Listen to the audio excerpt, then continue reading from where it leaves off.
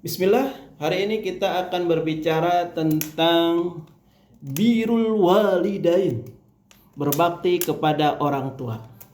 Bismillah, Assalamualaikum warahmatullahi wabarakatuh. Alhamdulillah, wassalatu wassalam ala rasulillah wa ala alihi wa sahbihi wa man walah, amma ba'du. Berbicara tentang kedua orang tua, maka ini sangat erat kaitannya dengan anak. Karena anak pasti ada karena ada orang tua. Maka dalam hal ini, di dalam agama kita, agama Islam, itu diatur bagaimana hubungan anak dengan orang tua ataupun hubungan orang tua sama anak. Islam mengatur itu. Jadi kalau ada orang mengaku beragama Islam, tapi dia tidak memakai aturan Islam dalam menjalankan bagaimana hak dan kewajiban anak dan orang tua atau orang tua dengan anak, maka ketahuilah, hubungan keluarga yang demikian pasti akan berakhir dengan pertengkaran, berakhir dengan keributan. Banyak contohnya dan banyak kasus. Dalam hal apa? Dalam hal apa saja. Ketika itu tidak dikembalikan dalam aturan Islam, maka ketahuilah pasti ada orang yang dikecewakan, pasti ada orang yang tersakiti, pasti ada orang yang terzolimi. Jadi di dalam Islam itu sudah sempurna, sudah diatur sedemikian rupa. Bahkan ada sebuah hadis yang sangat masyhur, sangat terkenal, bahwasanya dikatakan sesungguhnya keridhaan Allah berbanding lurus dengan keridhaan orang tua, dan murkanya Allah berbanding lurus dengan murkanya orang tua. Nah, ini sebuah pertanda bagi kita betapa anak dengan orang tua jangan macam-macam. Jangan sok-sokan mentang-mentang kuliah S1, S2, S3, profesor misalnya.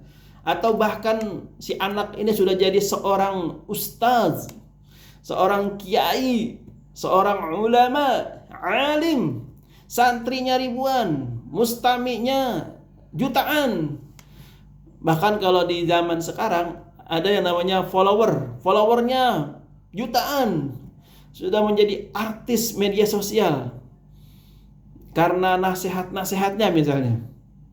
Ketahuilah, ketika si anak ini tidak memuliakan orang tuanya, tidak menghormati orang tuanya, tidak menyenangkan hati orang tuanya, walaupun dia seorang selebritas yang banyak pengikutnya, walaupun dia seorang kiai sekalipun, seorang ulama, maka itu tidak berguna sedikit pun. Bahkan ada yang mengatakan walaupun dia pergi haji setiap tahun, umroh setiap bulan, sedekah di mana-mana, infak di mana-mana, membantu orang, membangun masjid, tapi sama orang tua dia tidak menghormati, hubungan dengan orang tua dia tidak baik, orang tuanya dikecewakan, orang tuanya sakit hati, udah, semuanya itu tidak ada manfaatnya. Bahkan seorang anak yang durhaka kepada orang tuanya, itu sebuah tanda bahwa anak ini kalaupun dia meninggal, maka meninggal dalam keadaan su'ul khatimah, meninggal dalam keadaan yang buruk. Na'udzubillah summa na'udzubillah. Nah, lalu bagaimana dengan orang tua kepada anak? Tentu orang tua pun terhadap anaknya diatur sama Islam. Apa contohnya? Dalam Islam ketika ada ayah atau ibu memiliki anak, maka yang pertama yang harus dilakukan adalah memberikan nama yang baik.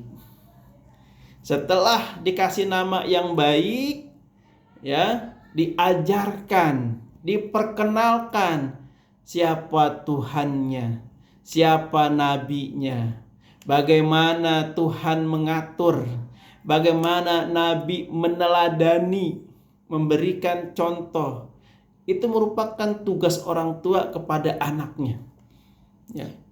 Terus juga orang tua wajib menjadi teladan bagi anak-anaknya.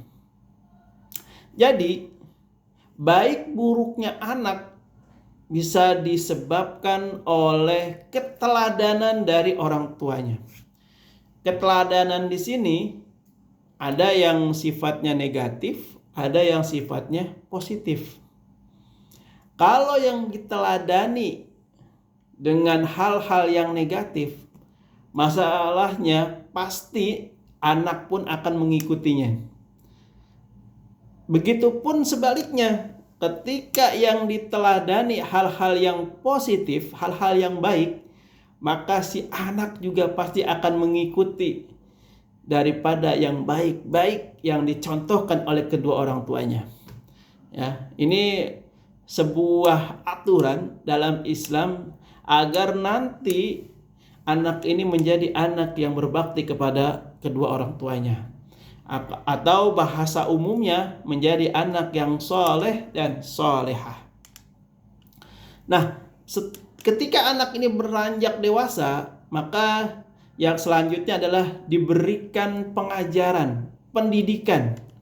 Pilih sekolah yang baik, sekolah yang islami, sekolah yang menjaga rambu-rambu agama. Itu adalah kewajiban orang tua untuk memilihkan sekolah yang baik untuk anaknya.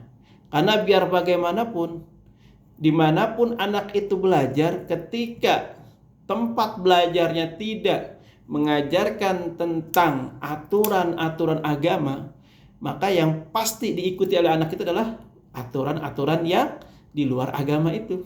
Makanya ini orang tua di dalam memilih dunia pendidikan, sekolah dalam hal ini, itu wajib memikirkan apakah anaknya diajarkan karakter-karakter yang islami, diajarkan pengetahuan-pengetahuan keagamaan atau tidak. Itu yang harus dipastikan.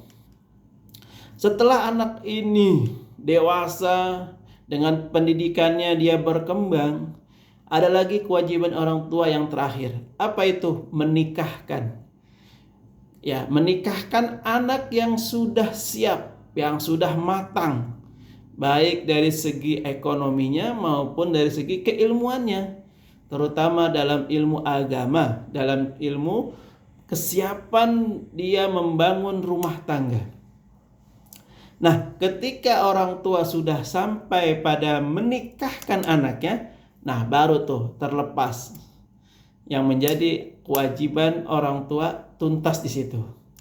Tinggal si anak itu yang mengatur dirinya, membangun keluarganya dengan sesuai dengan ilmunya tadi. Kalau ilmunya positif, baik, agamis, maka insya Allah anak ini akan tumbuh dalam keluarga yang sakinah, mawaddah, warahmah. Nah, berbicara tentang sakinah, mawaddah, warahmah, ini erat kaitannya dengan ketakwaan seseorang. Jadi boleh tidak setuju dengan saya bahwasanya kebahagiaan rumah tangga itu tidak diukur dengan harta, tidak diukur dengan jabatan, tidak diukur dengan kemewahan. Tapi kebahagiaan rumah tangga itu dapat diukur dengan sejauh mana keluarga tersebut membangun kedekatannya kepada Allah. Lihat, kalau saya bikin segitiga sama kaki ya, sama sisi seperti ini, kalau diumpamakan di sini Allah, ya, di sini suami, di sini istri, segitiga, lihat apa yang akan terjadi ketika suami dan istri itu jauh dari Allah. Renggang jauh. Dan dia tidak akan menemukan kebahagiaan. Tapi lihat, ketika segitiga seperti ini, dia mendekat kepada Allah, ya, mendekat ke puncak, maka apa yang akan terjadi? Mendekat, akhirnya dia akan semakin melekat dan menyatu. Ya. Dan disinilah letak yang paling utama dari berumah tangga. Apa itu? Sakinah, mawaddah, warahmah. Makanya ketika seseorang memutuskan untuk berumah tangga, yang pertama harus diikrarkan dalam diri dia adalah beribadah kepada Allah. Niatnya apa? Beribadah kepada Allah. Ya. Jadi jangan niat yang macam-macam. Niatkan berumah tangga untuk beribadah. Baik si suami maupun si istri. Ketika niatnya sama-sama beribadah, maka akan ketemu tuh. Ya, kenapa? Karena logikanya kalau sebuah ibadah itu nggak mungkin membuat orang itu marah karena ibadah. Nggak mungkin orang tambah kesel, nggak mungkin karena ibadah. Ibadah itu menenteramkan, membangun kedamaian, itu ibadah. Jadi kalau ada orang yang habis ibadah marah-marah, nah berarti itu bukan ibadah namanya. Ya, asal-asalan, buat-buatan doang. Jadi kalau udah sama-sama niatnya ibadah, itu pasti akan ketemu. Dan kita harus jujur, ketika seseorang sama-sama rajin ibadah, maka ketika ada masalah itu pasti langsung selesai. Kenapa? Karena dilandasi dari ibadah ibadah kedua orang itu. Yang mana pasca atau setelah orang itu ibadah, itu akan membawa kedamaian, ketenangan, dan kenyamanan di antara keduanya. Ibadah tuh. Ya, oleh karena itu penting ya bagi kita ketika membangun sebuah rumah tangga, yaitu luruskan hati untuk beribadah kepada Allah semata. Karena rumah tangga adalah ibadah sepanjang hayat bagi kita yang mengaku seorang muslim. Kalau bicara non muslim, saya nggak mau ikut komentar. Tapi dalam hal agama Islam itu ibadah yang terpanjang adalah ibadah berumah tangga. Ini kalau kita bisa memahami, maka ibadah kita akan menjadi hari-hari dalam rumah tangga itu akan menjadi nilai-nilai ibadah. Langkah demi langkah, hirupan nafas kita akan menjadi ibadah, ya. Bercanda kita dengan pasangan kita akan menjadi ibadah. Bercanda kita dengan anak kita akan menjadi ibadah.